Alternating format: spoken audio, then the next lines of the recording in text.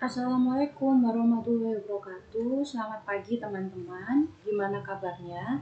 Nggak terasa ya udah di minggu kedua ini kita belajar bersama mengenai psikologi belajar. Nggak usah lama-lama. Jadi pagi ini kita akan mempelajari mengenai hasil penelitian dalam belajar.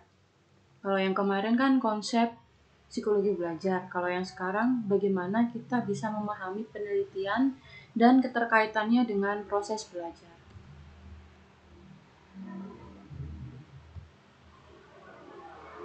Oke, di hari ini kita akan mempelajari yang pertama definisi penelitian, tujuan, manfaat penelitian, metode penelitian, definisi belajar, faktor yang berpengaruh terhadap belajar, dan yang terakhir hasil penelitian mengenai belajar.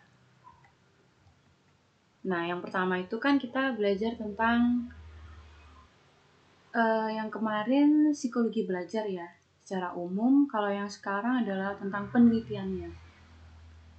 Nah, menurut Creswell tahun 2012, penelitian merupakan suatu proses yang digunakan untuk mengumpulkan dan menganalisis informasi untuk memahami sesuatu. Jadi memang penelitian dilakukan untuk mengumpulkan data dan menguji suatu hal yang ingin diteliti seperti itu atau hal yang ingin diketahui hasilnya. Nah, menurut Mulyadi, penelitian itu adalah sebuah proses kegiatan yang bertujuan untuk mengetahui sesuatu secara teliti, kritis, dan dalam mencari fakta-fakta dengan menggunakan langkah-langkah tertentu.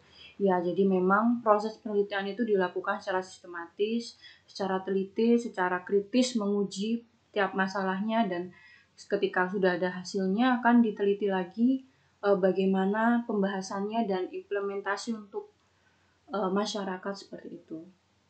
Nah, penelitian dilakukan dengan berbagai macam metode maksud saya, seperti metode kuantitatif, metode kualitatif, serta metode campuran. Nah, apa sih tujuan penelitian? Jadi penelitian itu ada 3 macam tujuannya.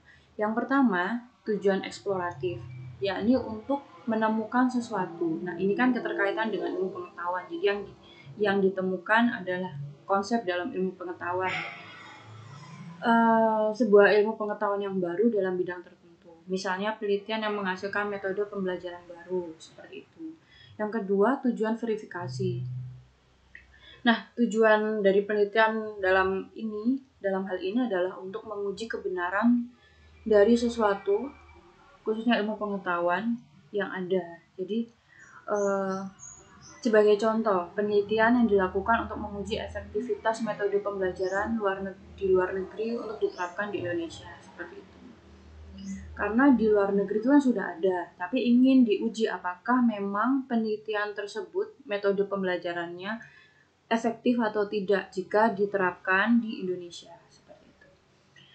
Lalu yang ketiga adalah tujuan pengembangan, yaitu untuk mengembangkan sesuatu yang telah ada. Contohnya, penelitian tentang pengembangan perangkat pembelajaran untuk mendukung pelaksanaan pembelajaran pada kurikulum 2013.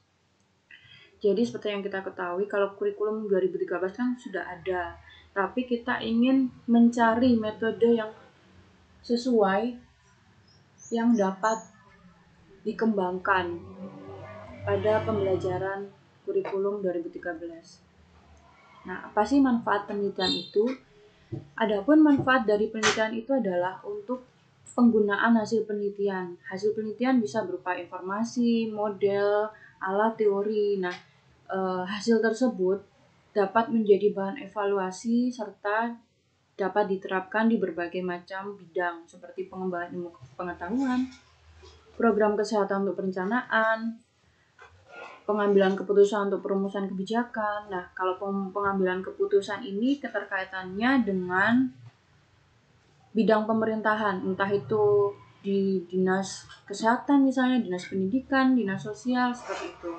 Nah, sebelum pengambilan keputusan itu dilakukan, pasti ada proses penelitian lebih lanjut. Apakah penelitian tersebut memiliki hasil yang dapat meningkatkan suatu hal yang nantinya akan bermanfaat, seperti itu.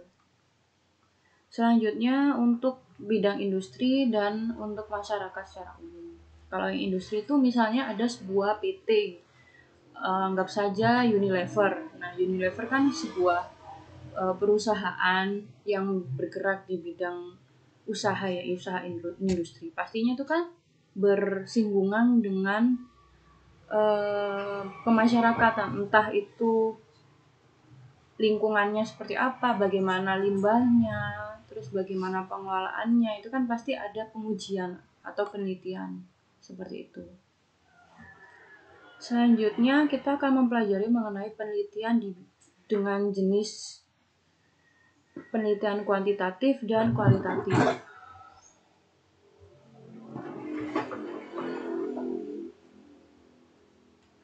Nah, metode penelitian kuantitatif definisinya adalah sebagai berikut. Penelitian kuantitatif merupakan suatu proses menemukan pengetahuan yang menggunakan data berupa angka sebagai alat menganalisis keterangan mengenai apa yang ingin diketahui.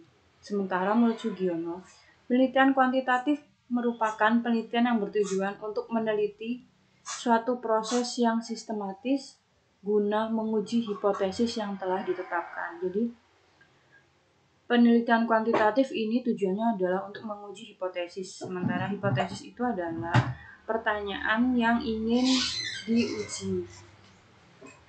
Seperti itu. Nah, menurut Creswell tahun 2008, penelitian kuantitatif terbagi menjadi dua jenis, yaitu penelitian eksperimen dan penelitian non-eksperimen atau penelitian survei. Penelitian eksperimen dilakukan untuk mengetahui apakah sebuah perlakuan yang diberikan pada subjek dapat mempengaruhi hasil penelitian. Nah, sebagai contohnya seperti ini. Dilakukan penelitian untuk menguji efektivitas sebuah program pelatihan positif parenting terhadap peningkatan efikasi diri orang tua. Nah, ini judul yang seperti ini dikatakan termasuk dalam penelitian eksperimen. Kenapa? Karena adanya pemberian perlakuan. Pemberian perlakuan itu ya kalau yang di judul ini adalah program pelatihan positif parenting. Nah, program ini diberikan pada orang tua remaja misalnya seperti itu. Nah, dilakukan untuk apa? Dilakukan untuk meningkatkan efikasi diri orang tua ketika mendidik anak seperti itu. Jadi nanti hasilnya diharapkan program pelatihan itu memiliki manfaat dalam proses pola asuh yang dilakukan oleh orang tua seperti itu. Selanjutnya, penelitian non-eksperimen. Penelitian ini berisi mengenai data kuantitatif, sikap, opini, populasi yang mempelajari populasi tersebut. Penelitian ini termasuk penelitian cross-seksional dan studi longitudinal menggunakan kuesioner dan wawancara terstruktur untuk pengumpulan data dengan megeneralisasi dari sampel ke populasi. Jadi memang penelitian non-eksperimen ini banyak sekali dilakukan di bidang psikologi. Misalnya nih, hubungan, dukungan keluarga, dan motivasi berprestasi terhadap hasil belajar. Penelitian ini menggunakan kuesioner. Kuesionernya bisa, kalau dengan judul ini, kuesionernya adalah kuesioner dukungan sosial, kuesioner dengan aspek motivasi belajar, motivasi berprestasi, dan hasil belajar. Seperti itu.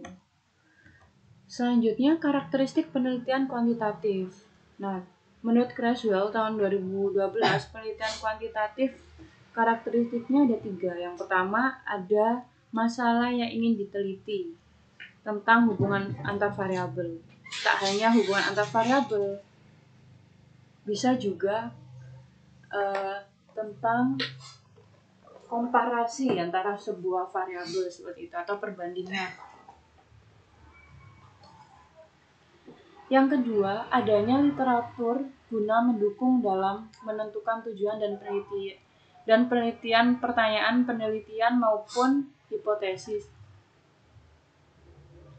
Jadi, sebuah penelitian kuantitatif itu sebelum dilakukan harus ada latar belakang penelitian. Nah, latar belakang penelitian ini biasanya berisi mengenai permasalahan yang ingin diteliti dan urgensinya atau kebutuhannya. Bagaimana sih penelitian itu, seberapa penting penelitian itu dilakukan, seperti itu. Lalu karakteristik yang ketiga adalah membuat tujuan dari penelitian, pertanyaan penelitian, serta hipotesis yang spesifik yang akan diteliti. Jadi memang harus ada pertanyaan yang ingin diteliti, seperti itu.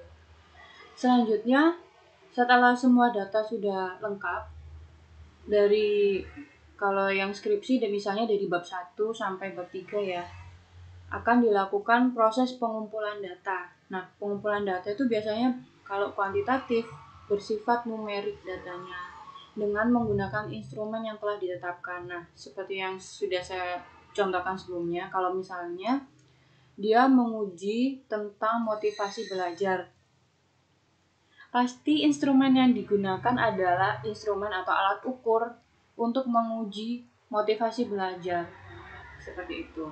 Kemudian membuat hasil penelitian menggunakan standar, struktur tetap, dan kriteria evaluasi, seperti itu. Selanjutnya, adapun prosedur penelitian kuantitatif, yang pertama identifikasi masalah, studi literatur, pengembangan kerangka konsep, identifikasi variabel, sampai analisis data. Nah, menurut Surya Brata, pendekatan penelitian kuantitatif ada beragam jenisnya, misalnya penelitian deskriptif, kausalitas. Kalau yang deskriptif itu untuk menjelaskan. Kalau yang kausalitas, penelitian itu tujuannya untuk menjelaskan hubungan sebab akibat. Selanjutnya ada penelitian korelasional, ada penelitian eksperimen, penelitian komparatif, dan penelitian tindakan. Kalau penelitian tindakan ini biasanya dilakukan oleh teman-teman dari program ilmu pendidikan, misalnya di UNESA. Itu dilakukan di kelas, jadi program tindakan kelas, misalnya menguji efektivitas metode pengajaran terhadap misalnya hasil belajar siswa.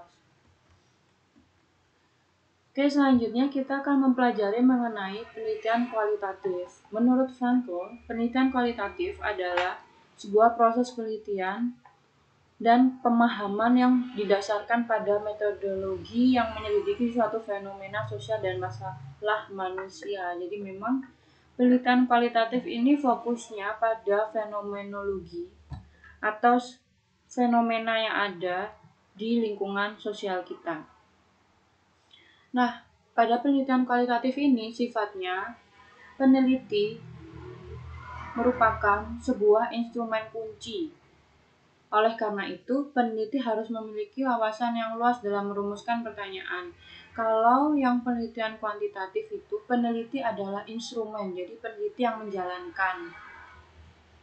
Ada instrumen, kuncinya kan ada di instrumen tersebut. Bagaimana instrumen tersebut? Kalau yang kuantitatif ya, bisa menggambarkan sebuah variabel atau konsep. Kalau yang penelitian kualitatif ini kuncinya ada di peneliti. Bagaimana sih peneliti itu bisa memiliki kepekaan untuk menggali data dan merumuskan pertanyaan-pertanyaan. Jadi memang peneliti fungsinya besar sekali di penelitian kualitatif. Selanjutnya, apa sih karakteristik penelitian kualitatif? Nah, menurut Creswell, karakternya itu ada 3. Yang pertama, memahami dan mengembangkan pemahaman pada suatu fenomena.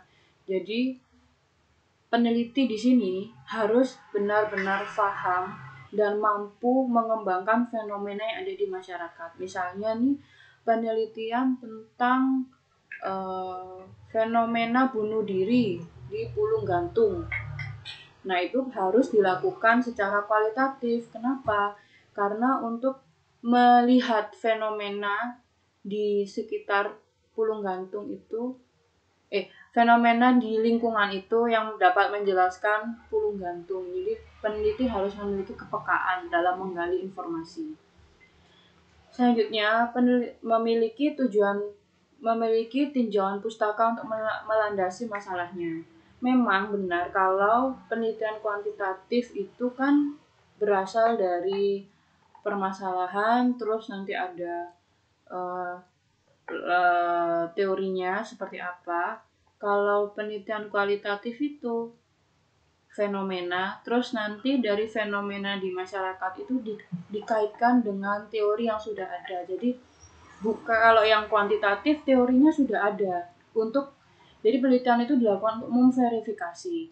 Kalau yang kualitatif teorinya ini memang sudah ada, tapi nantinya teori ini akan disesuaikan dengan temuan yang ada di masyarakat seperti itu. Yang ketiga, menyatakan tujuan dan pertanyaan penelitian. Jadi kalau melakukan penelitian memang harus jelas tujuannya itu untuk apa, dan pertanyaan dalam penelitian tersebut apa, sehingga akan nantinya setelah data itu sudah diambil jelas maksud dan apa sih yang akan dibahas. Seperti itu. Selanjutnya, mengumpulkan hasil dari pernyataan individu sehingga peneliti memperoleh informasi. Dan yang terakhir, menganalisis data untuk deskripsi menggunakan analisis dan interpretasi teks makna temuan yang lebih besar. Jadi setelah data yang sudah diambil itu terkumpul, biasanya dapat berupa wawancara ya. Jadi nanti ada rekaman yang dianalisis, lalu dengan tema-tema tertentu. Selanjutnya setelah sudah lengkap akan dianalisis secara besar semua temuannya itu untuk diinterpretasikan dengan teori yang sudah ada sebelumnya. Nah, pendekatan dalam penelitian kualitatif itu ada berbagai macam. Di sini saya menjelaskan ada etnografi, teori grounded, studi kasus, naratif, dan fenomenologis.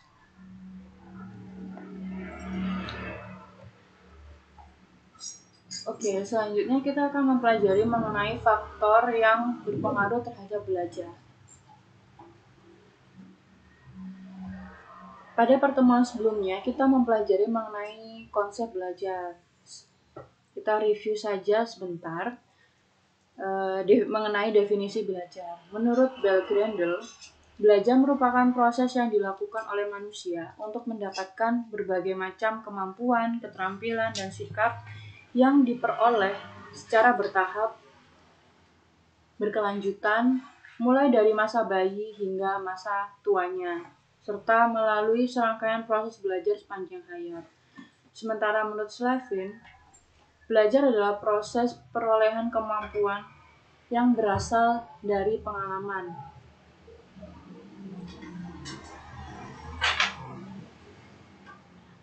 Dengan demikian, dapat diartikan bahwa belajar merupakan proses yang dilakukan manusia secara bertahap, berkelanjutan untuk mendapatkan kemampuan, keterampilan, dan sikap melalui berbagai pengalaman yang dialami.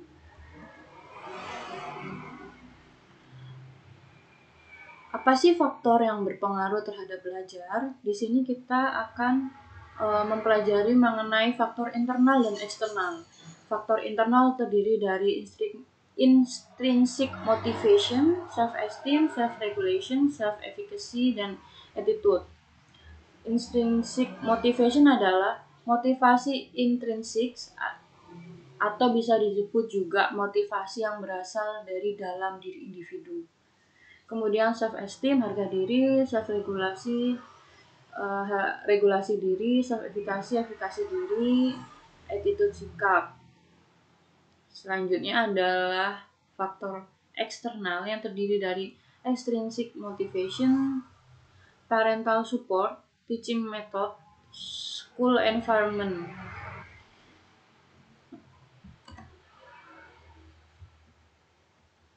Nah, kita akan mempelajari lebih detail mengenai faktor-faktor yang berpengaruh terhadap belajar. Yang ini faktor secara internal ya.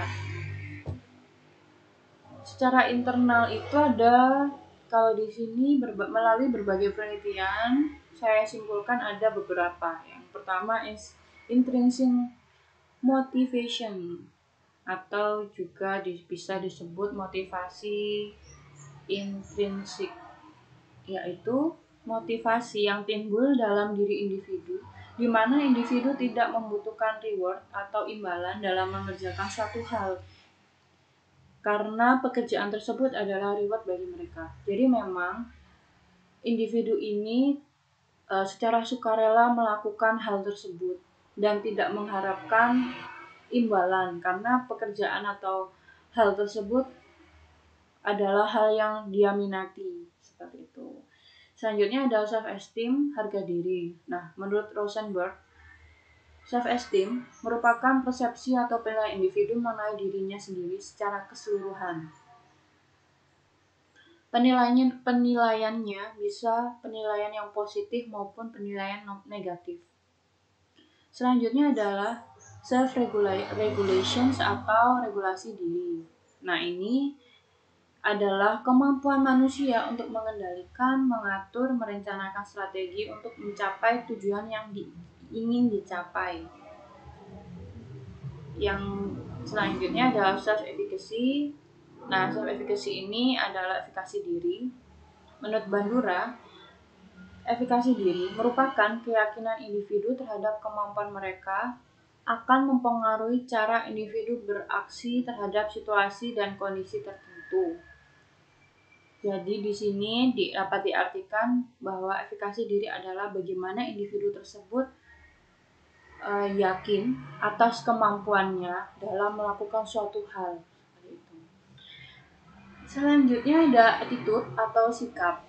Nah, menurut Ahmadi, maaf ini terpotong kalau di video, sikap adalah kesadaran individu yang menentukan perbuatan nyata dan perbuatan yang akan terjadi. Jadi sikap ini akan menentukan sifat dan perbuatan sekarang dan perbuatan yang akan datang. Contohnya saja misalnya dia bagaimana sikapnya terhadap belajar bahasa Inggris. Bisa saja sikapnya negatif. Dia mempersepsikan belajar bahasa Inggris itu tidak penting. Jadi dia tidak ingin melakukan itu, tidak ingin belajar. Jadi di saat ini dia tidak akan belajar dan bisa memprediksi masa depan. Di masa depan, di kemudian hari juga dia tidak memiliki minat untuk belajar bahasa Inggris. Selanjutnya, faktor yang berpengaruh terhadap belajar. Di sini adalah faktor eksternal, terdiri dari extrinsic motivation. Nah, ini didefinisikan sebagai motivasi yang muncul dari luar diri individu, di mana individu tersebut membutuhkan reward. Jadi reward ini adalah hal lain yang ada di luar individu. Kalau yang intrinsic adalah motivasi yang muncul dari dalam individu. Kalau yang ini adalah motivasi yang muncul di luar. Jadi individu ini mengharapkan imbalan atau reward dalam melakukan suatu hal. Jadi reward ini disebut motif, juga bisa disebut motif dalam melakukan suatu hal. Selanjutnya ada parental atau family support. Parental support atau family support. Nah, ini didefinisikan sebagai dukungan moral atau non-moral yang berasal dari keluarga atau orang tua guna meningkatkan kesejahteraan individu. Jadi di sini disebutkan bahwa dukungan keluarga yang baik berupa moral atau moral bisa berupa uang. Maksud saya itu moral itu dukungan secara psikologis, kalau non moral dukungan secara material, seperti itu. Selanjutnya ada teaching method atau teaching skill. Di sini berarti kemampuan atau teknik pengajar dalam melakukan pengajaran bersama peserta didik. Nah, ini meliputi misalnya proses pembelajaran yang aktif, proses pembelajaran yang menyenangkan, proses pembelajaran yang mengajak peserta didiknya untuk berkreasi, seperti itu. Bagaimana sih metode tersebut dapat meningkatkan hasil belajar. Lalu ada variable learning environment. Nah, ini disebut juga sebagai lingkungan yang ada di sekitar individu yang mendukung individu untuk menjalani proses belajar dengan baik. Selanjutnya, kita akan mempelajari mengenai hasil-hasil penelitian dalam belajar. Oke, seperti sebelumnya yang sudah saya jelaskan, kalau memang di penelitian ini kita akan mempelajari mengenai apa sih penelitian itu dan hasil dari penelitian dalam belajar itu seperti apa. Kita di sini akan mempelajari mengenai 2 jurnal. Jurnal internasional yang membahas mengenai belajar. Namun sebelum kita mereview, kita harus mempertimbangkan berbagai macam hal. Yang pertama adalah kita sebelum mereview, kita melihat abstraknya dulu. Nah, ini bertujuan untuk mengetahui gambaran penelitian secara singkat. Apa sih penelitian itu membahas mengenai apa, tujuannya mau seperti apa, hasil singkatnya seperti apa, seperti itu. Yang kedua, mengidentifikasi latar belakang masalah. Nah, ini untuk mengetahui permasalahan yang akan diteliti itu apa sih, lalu betapa pentingnya melakukan penelitian, gunanya itu apa, terus penelitian dulu yang membahas mengenai penelitian tersebut itu seperti apa. Lalu kita akan memahami melalui desain penelitian dan metode pengambilan data. Nah, desainnya itu seperti apa? Desain yang survei atau desain eksperimen dengan one group pretest post-test group atau penelitian deskriptif. Sementara kalau metodenya itu bisa kita lihat di jurnal. Nah, itu pakai metode pengambilan data yang seperti apa. Entah samplingnya bagaimana, populasinya bagaimana. Selanjutnya, ketika mereview, kita dapat memahami proses analisis datanya. Itu menggunakan analisis statistik apa, lalu mau dijabarkan seperti apa, mau dianalisis dengan metode yang bagaimana, itu kan beragam ya. Nanti kalian akan mempelajari di semester selanjutnya yang membahas secara detailnya di metode penelitian kuantitatif. Lalu kita kalau di jurnal ini kita bisa melihat hasil penelitian dan pembahasan. Dan yang di bagian terakhir jurnal kita bisa memahami implementasi atau penerapan dari hasil penelitian. Biasanya di penelitian itu di dalam jurnal ada kesimpulan dan implementasi atau penerapan dari jurnal tersebut. Dan juga ada saran, ada juga limitasi atau keterbatasan penelitian itu.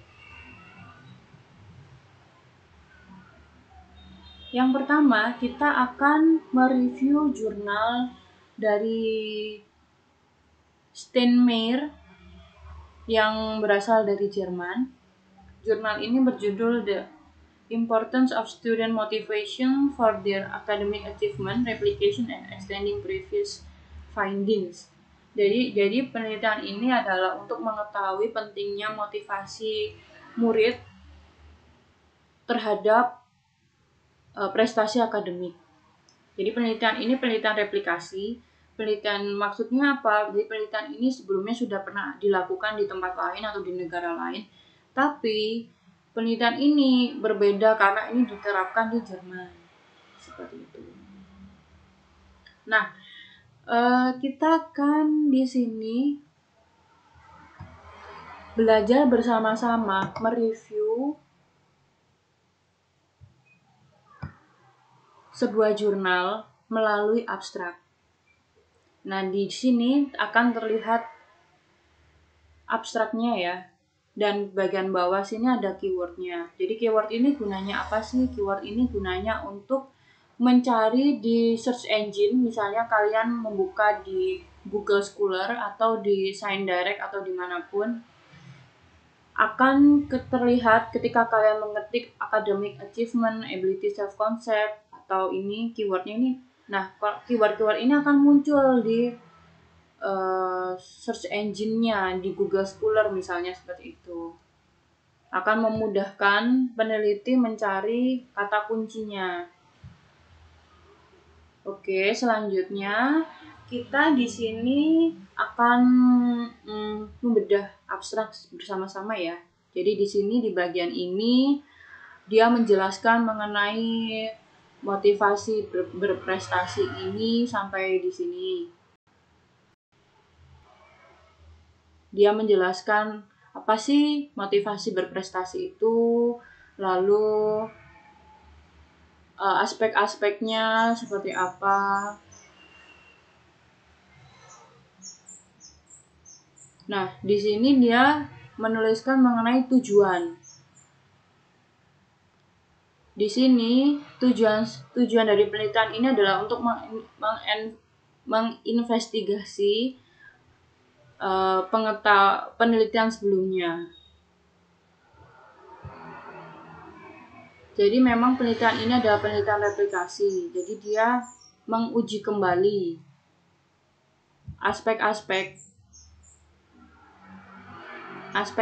dalam proses belajar seperti kemampuan self concept, terus nilai ketika mengerjakan tugas, tujuan dia belajar apa, motivasi berprestasinya apa, seperti itu. Nah, di sini goal dari penelitian ini adalah untuk mengetahui kesuksesan atau motivasi murid-murid mengerjakan matematika. Nah, di sini dia menggunakan 345 siswa SMA kelas 11 dan kelas 12 di Jerman. Highest Academic Track ini SMA di Jerman. Nah, mereka itu diberikan alat ukur. Mereka murid-murid ini akan mengisi kuesioner yang membahas mengenai konsep diri, terus tujuannya, motivasi berprestasi di pelajaran matematika, bahasa Jerman, dan pelajaran secara umum. Nah, dia juga meng-assess tentang IQ-nya mereka, lalu meng-assess tentang nilai raportnya mereka, khususnya di mata pelajaran matematika dan bahasa Jerman. Nah, di penelitian ini juga akan dibahas tentang hasilnya, implementasinya, penerapan dari jurnal hasil penelitian ini tuh seperti apa sih? Seperti itu. Oke, di sini selanjutnya kita akan melihat tujuan dari penelitian ini. Di halaman ketiga ini, tujuan dari penelitian ini sudah jelas ya, untuk menguji pentingnya motivasi berprestasi, untuk memprediksi motivasi berprestasi siswa tersebut. Khususnya itu pelajaran umum, matematika, dan bahasa Jerman.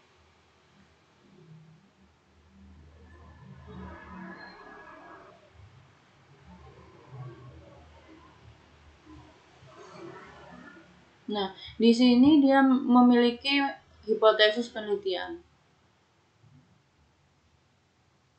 Bagaimana sih konsep-konsep ini berpengaruh terhadap motivasi berprestasi siswa? Nah, selanjutnya kita akan mempelajari mengenai metode dalam penelitian ini. Seperti yang sudah dijelaskan di abstrak, jadi penelitian ini menggunakan 345 siswa SMA dari 2 sekolah yang ada di Jerman. Satu sekolah menggunakan kelas 11 siswanya, sementara satu sekolah yang lain berisi kelas 11 dan kelas 12.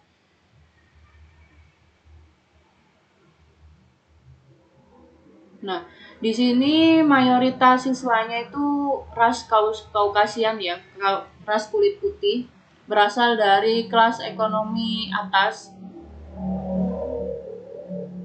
high socio-economy status homes. Ini berasal dari keluarga kalangan menengah ke atas.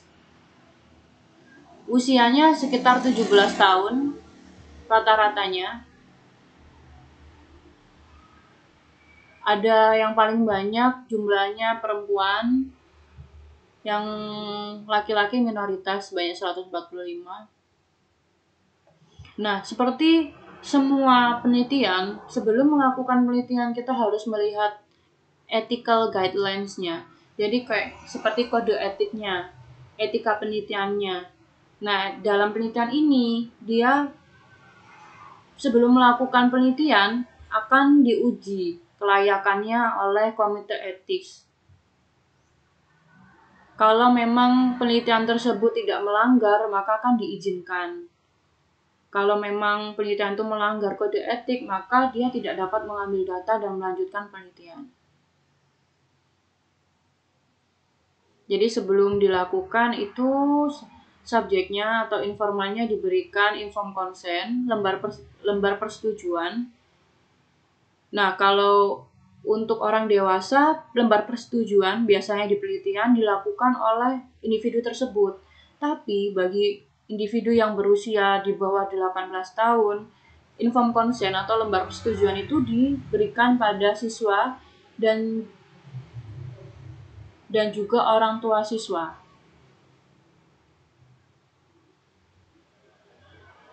Nah, kalau di sini dijelaskan kalau siswa tidak ingin menjalani penelitian, dia dapat melewatkan waktunya ya. Jadi dia dapat melakukan tugas yang lain di ruang guru. Tapi di sini semua siswa turut berpartisipasi, jadi mereka bersedia. Proses pengambilan data dilakukan di tahun 2013. Nah, pengambilan datanya dilakukan oleh tenaga ahli peneliti selama 2,5 jam. Pertama-tama ini dijelaskan prosedurnya di sini. Pertama-tama itu siswa diberikan kuesioner mengenai motivasi berprestasi, aspek-aspeknya seperti apa. Lalu dia diberikan tes intelijensi. Sebelum tes intelijensi dilakukan, dia akan diadakan istirahat dulu. Jadi istirahat itu dilakukan agar tidak istilahnya mengabuse klien, mengabuse informan. Karena kan prosesnya bakal lama. Mengisi kuesioner itu kan pasti lebih dari 1 jam. Lalu pelaksanaan tes IQ juga lebih dari 1 jam. Jadi secara etika memang harus ada break, harus ada istirahatnya. Selanjutnya, penelitian ini menggunakan berbagai macam alat ukur. Di sini saya hanya mereview ada 2, ability self-concept dan achievement motive. Nah, tapi di jurnal ini ada banyak ya. Kita di sini reviewnya cuma 2 saja. Jadi ini skala yang pertama, konsep tentang kemampuan diri. Nah, itu ada 4 pertanyaan, masing-masing domain, masing-masing aspek. Jadi mereka diberikan skala Likert dari 1 sampai 5 yang membahas mengenai persepsi mereka mengenai pelajaran matematika, pelajaran Jerman. Lalu ini nanti skala ini akan diuji konsistensinya menggunakan Kohn-Graf alpha. Selanjutnya adalah motif berprestasi. Motif berprestasi ini menggunakan alat ukur achievement motive skill. Dia menggunakan alat ukur yang sudah ada. Nah, ini untuk mengukur harapan sukses atau ketakutan akan gagal. Ini menggunakan 7 item per subtes. Nah, ini ada 4. Ini mengukur di 4 domain ya. Jadi ini motivasi berprestasinya ini di 3 hal, di pelajaran sekolah secara umum, matematika, bahasa Jerman. Ini menggunakan skala dengan jenis Likert 1 sampai 4. Nah, ini contohnya, di sini contoh itemnya. Di pelajaran matematika atau Jerman saya susah, mata pelajarannya susah.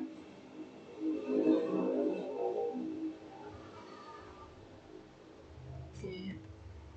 Nah, ini langsung saja, karena juga terbatas waktu, kita akan membahas mengenai kesimpulan di jurnal ini. Jadi jurnal ini memiliki hasil penelitian sebagai berikut. Jadi ini di konklusinya itu dijelaskan mengenai tujuannya dulu. Nah, ini jadi tujuannya untuk mengidentifikasi berbagai macam motivasi siswa, aspek motivasi siswa yang berkontribusi terhadap perbedaan tiap-tiap siswa dalam prestasi belajarnya. Nah, ini hasilnya di sini dijelaskan.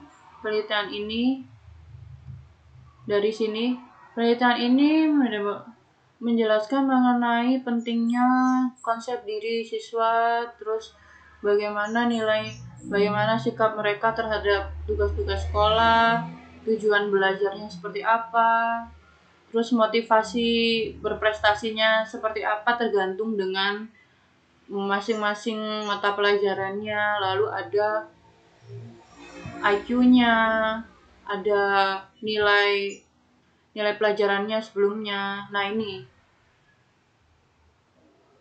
ini tujuan. Kalau yang ini hasilnya.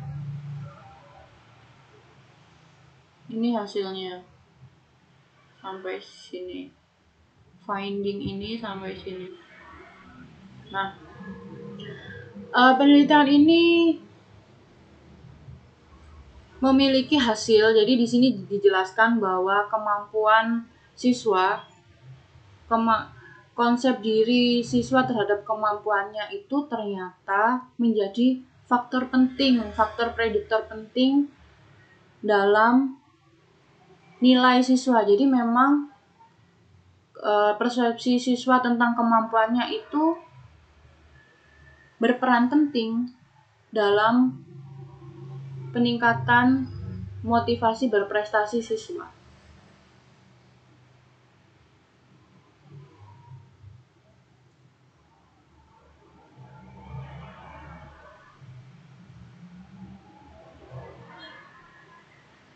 Nah, di sini dia menjelaskan menutup penelitian ini, hasil penelitian ini dengan kesimpulan. Jadi maka dari itu ada bukti yang kuat yang menjelaskan bahwa masing-masing siswa dengan kompetensi masing-masing memiliki kemampuan dalam berprestasi di tiap mata pelajaran sendiri-sendiri.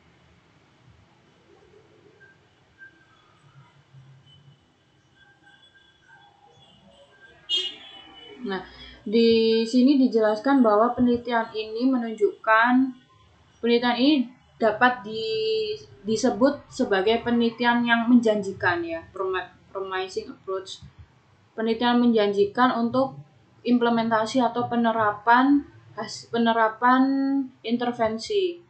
Jadi di sini maksudnya penelitian ini sangat bermanfaat bagi penerapan metode untuk meningkatkan kemampuan siswa di sekolah. Jadi misalnya di sini hasil dari penelitian ini kan diketahui bahwa konsep diri siswa mengenai kemampuannya dalam mengerjakan tugas itu berperan penting.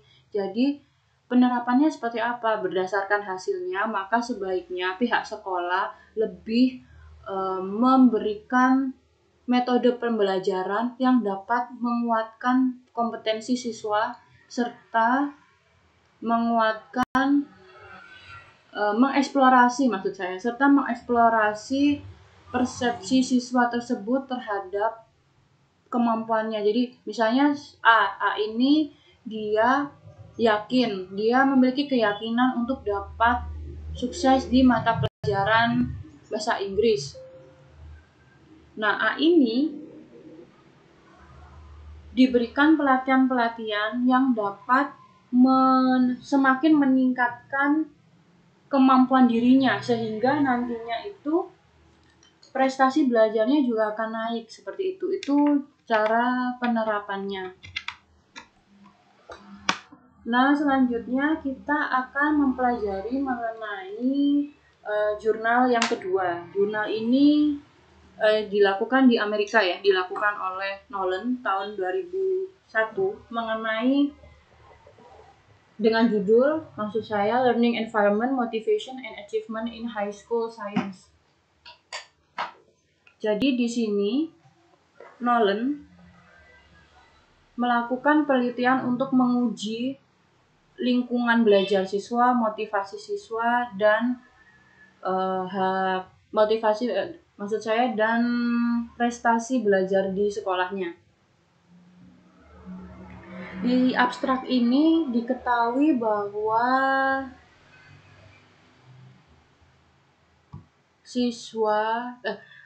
di abstrak ini menjelaskan mengenai tujuan dari penelitian ini.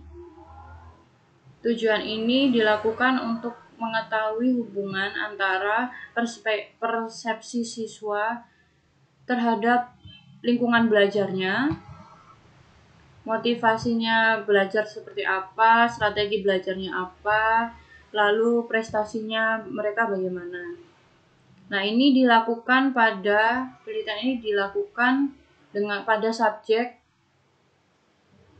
sekitar 377 siswa pada musim gugur dan musim semi. Nah, ini mereka berada di kelas 9 ya. Kelas 9 itu SMP kelas 3. Nah, metode analisisnya menggunakan analisis regresi linier. Modelnya dilakukan untuk mengetahui efek dari variabel, pengaruh variabel tersebut terhadap kelas dan individu, prestasi di kelas dan prestasi individu.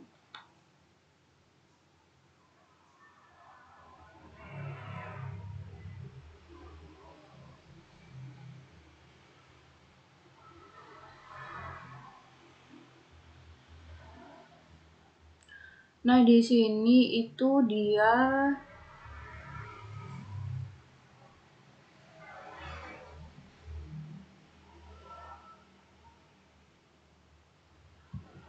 ada konsep persepsi, shared perception.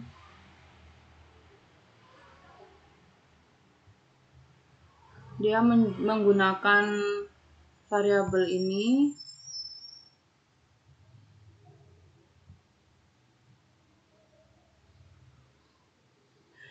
di abstrak ini tidak dijelaskan secara detail hasilnya seperti apa, tapi bagi teman-teman yang ingin memahami lebih lanjut mengenai jurnal ini dan jurnal yang sebelumnya, yang pertama, jurnalnya sudah saya kirim di Google Classroom. Oke. Selanjutnya kita akan membahas mengenai tugas. Jadi nanti bagi teman-teman yang ingin bertanya lebih lanjut mengenai hasil belajar, bisa mengirimkan pertanyaannya di Google Form yang ada di folder pertemuan kedua. Nanti akan saya jawab. Selanjutnya, teman-teman di pertemuan ini memiliki tugas, yaitu di pertemuan ini kalian diminta untuk membuat ringkasan satu jurnal penelitian ilmiah berbahasa Indonesia. Nah, apabila kalian kesulitan menemukan yang bahasa Indonesia, kalian dapat meresum jurnal internasional yang bahasa Inggris. Tapi terserah kalian bisa memilih yang mana. Kalau kalian nyaman menggunakan jurnal bahasa Inggris, bisa pakai yang bahasa Inggris. Kalau kalian nyaman dengan yang bahasa Indonesia, bisa pakai bahasa Indonesia. Nah, sebelum mereview jurnal, di sini kalian akan memilih variabel penelitian. Nah, pemilihan variabel penelitian ini dilakukan melalui Google Sheet. Nanti Google Sheet-nya akan saya taruh di folder pertemuan yang kedua di Google Classroom. Nah, variabel penelitian yang akan kalian review atau kalian resume ada motivasi berprestasi, motivasi belajar, efikasi diri, regulasi diri, harga diri, lalu ada sikap, pola asuh, dukungan keluarga, dan metode pembelajaran. Nah, format tugasnya dikumpulkan minggu depan, dikirimkan ke saya, alamat email saya di sini, dengan format file PDF, lalu tugas dikirimkan bersama jurnal yang diresum, dilampirkan. Jadi ada 2 file yang dikirimkan ke saya. Nah, format penulisannya seperti berikut. Yang pertama ada judul jurnal. Terserah kalian mau format reviewnya, bisa makalah atau langsung saja jurnalnya yang diringkas 1-6 formatnya. Yang kedua latar belakang masalah. Yang ketiga tujuan dan masalah penelitian. Yang keempat metode penelitian. Yang kelima hasil dan diskusi. Yang keenam identifikasi permasalahan di lingkungan sekitar. Nah, ini maksudnya seperti apa? Misalnya ini kalian memilih motivasi belajar. Jurnal yang kalian review itu tentang motivasi belajar. Nah, di poin ke-6 ini kalian menuliskan identifikasi permasalahan terkait motivasi belajar. Semuanya ini terkait dengan kondisi yang saat ini terjadi ya, pandemi COVID ini. Misalnya motivasi belajar mahasiswa atau motivasi belajar kalian atau motivasi belajar siswa ketika menjalani pandemi. Nah, ini apa sih yang kalian temukan di lingkungan kalian? Bagaimana motivasi belajar mereka? Apa yang kalian amati terkait motivasi belajar? Karena kalian tuliskan di poin ke-6, identifikasi permasalahan lingkungan sekitar. Nah, kalau misalnya kalian membahas tentang regulasi diri, nah kalian jelaskan. Pertama kalian bikin review jurnal tentang regulasi diri. Terus di poin ke-6 kalian menuliskan mengenai regulasi diri yang sedang kalian alami atau regulasi diri teman-teman kalian atau regulasi diri keluarga kalian, adik kalian dalam aspek belajar ya. Jadi bagaimana sih pengelolaan diri dia ketika ada tugas seperti itu, atau pengelolaan diri kalian, persepsi kalian mengenai tugas selama pandemi COVID ini. Oke, cukup sekian presentasi dari saya. Kurang dan lebihnya saya ucapkan mohon maaf dan terima kasih atas perhatiannya. Wassalamualaikum warahmatullahi wabarakatuh. Untuk pertanyaannya akan kita lanjutkan di forum WhatsApp ya. Terima kasih.